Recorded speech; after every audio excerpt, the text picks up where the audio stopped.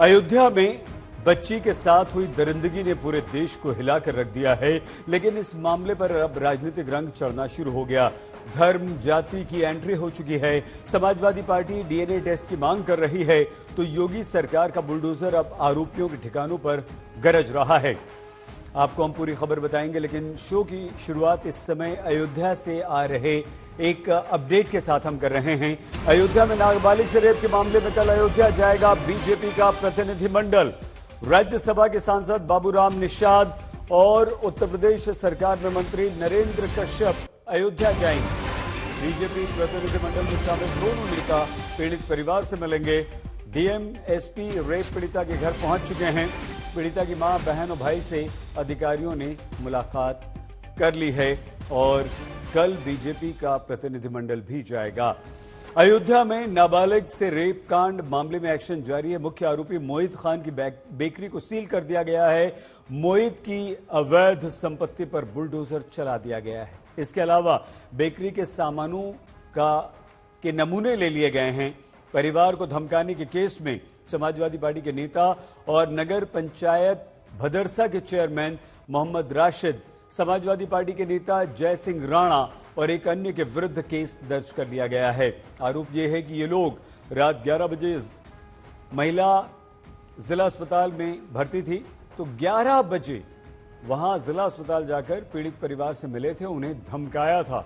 मुख्य आरोपी पर तालाब और कब्रिस्तान के साथ कई सरकारी जमीन पर अवैध कब्जे का आरोप है, यानी कि मोहित खान पर। और मामले में तुरंत कार्रवाई न करने के केस में थाना अध्यक्ष और चौकी इंचार्ज को कल ही योगी सरकार ने सस्पेंड कर दिया था। आज सुबह फिर से मोहित खान के ठिकानों पर बुलडोजर चलना शुरू हो चुका था। ताश के पत्तों की तरह ढह गया मोहित खान का बेकरी, और इस बेकरी पर बुलडोजर का एक्शन जारी है। आप देखिए किस तरीके से चंद मिनट पहले ही बुलडोजर का एक्शन शुरू हुआ था, और ये जो जिसको तोड़ा जा रहा है ये वो जनरेटर है, वो बेकरी के लिए पावर बैकअप का प्लांट है जिसको कि तोड़ा जा रहा है। ये पूरी जमीन तालाब पर कब्जा करके बनाई गई थी, और उसी पैमाइश के बाद अब ये बड़ा एक्शन हुआ है। और अब आपको तस्वीर जरा और भी दिखाते हैं इस बुलडोजर के द्वारा जो ध्वस्त की गई प्रॉपर्टी। ये जो पीछे आपको देख रहे हैं ये बेकरी का सामान है। बेकरी का सामान निकाला गया। यहाँ पर मोहित खान की बेकरी थी। बेकरी में जो बेक करने का सामान होता था, बिस्किट, केक बनाए जाते थे, वो पूरे फर्मे हैं, यहीं पर बेक करके रखा जाता था। लेकिन इसी बेकरी में उस नाबालिग बच्ची को बुला करके उसका शारीरिक शोषण किया गया। एक बार नहीं, कई बार किया गया। और उसके बाद जब उसकी तबीयत बिगड़ी तो तब मामला खुलासा हुआ। पीड़ित परिवार की तहरीर पर एफआईआर दर्ज हुई, और समाजवादी पार्टी का नेता मोहित खान, जो वर्तमान में अयोध्या की लोकसभा सीट से समाजवादी पार्टी के सांसद हैं, अयोध्या प्रसाद का बेहद करीबी, अवधेश प्रसाद का बेहद करीबी मोहित खान को गिरफ्तार कर लिया गया। अयोध्या रेपकांड मामले में राजनीति काफी तेज हो गई है। अखिलेश यादव ने सोशल मीडिया पर योगी सरकार पर राजनीति करने का आरोप लगाया है। वहीं डीएनए टेस्ट की मांग भी अखिलेश यादव ने की है। अखिलेश यादव ने लिखा है कि कुकृत्य के मामले में जिन पर भी आरोप लगा उनका डीएनए टेस्ट कराकर इंसाफ का रास्ता निकाला जाए, न कि केवल आरोप लगाकर राजनीति की जाए। जो भी दोषी हो उन्हें कानून के हिसाब से पूरी सजा दी जाए, लेकिन अगर डीएनए टेस्ट के बाद आरोप झूठे सिद्ध हों तो सरकार के संलिप्त अधिकारियों को भी नहीं बख्शा जाए। यही न्याय की मांग है, ये अखिलेश यादव ने लिखा है। और इस समय की एक और बड़ी खबर यह है कि उत्तर प्रदेश के उप मुख्यमंत्री केशव प्रसाद मौर्य ने अखिलेश यादव के ट्वीट पर पलटवार किया है। केशव प्रसाद मौर्य ने लिखा है कि बलात्कारियों को बचाना समाजवादी पार्टी की जन्मजात फितरत है। अगर बलात्कारी मुसलमान हो तब पूरा का पूरा सैकड़ों परिवार उसे बचाने के लिए खूंटा गाड़ देता है। सपा होगी सफा।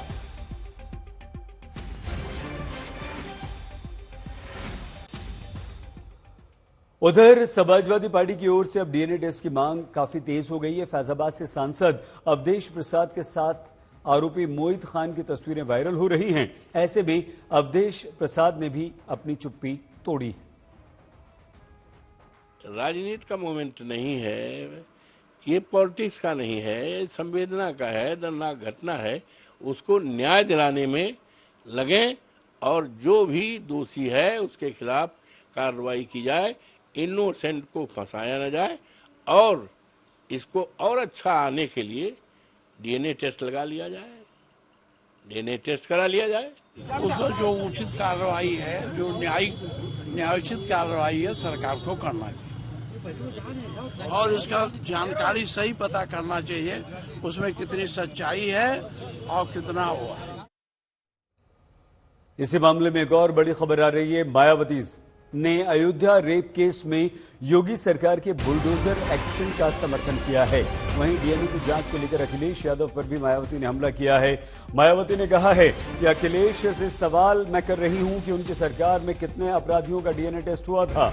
हालांकि मायावती ने योगी सरकार को भी नसीहत दी। मायावती ने सोशल मीडिया पर लिखा कि सरकार को अपराध जैसे मुद्दों पर धर्म, जाति और राजनीति से उठकर काम करना चाहिए। आज योगी सरकार में मंत्री संजय निषाद भी पीड़िता बच्ची के परिवार से मिलने पहुंचे और उसके बाद उनके आंसू निकल आए। वो भावुक हो गए। इतनी उम्मीद रखता हूं कि मैं अपने समुदाय का किस तरीके से उनका सुरक्षा दे सकता हूं। अपने समाज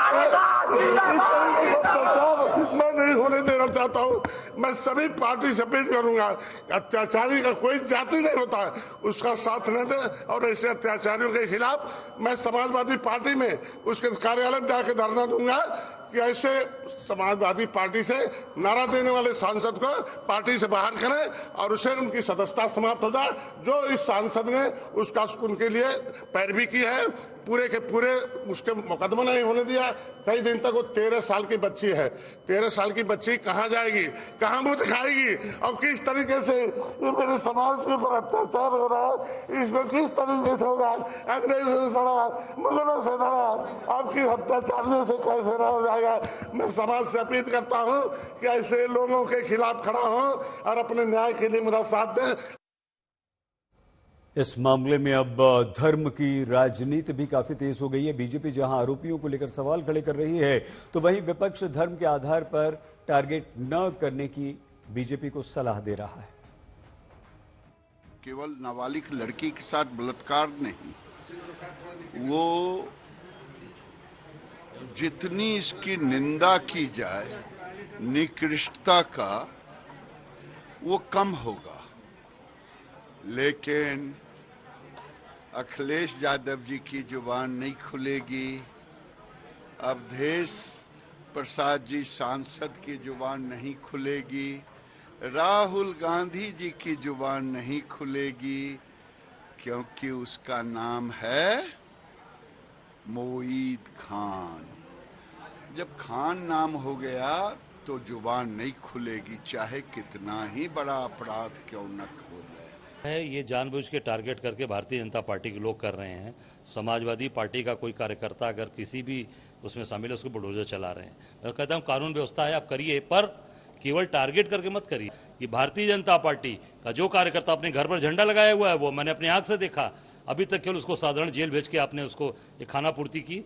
उसका घर कब गिरेगा योगी जी, ये प्रदेश की जनता जानना चाहती है।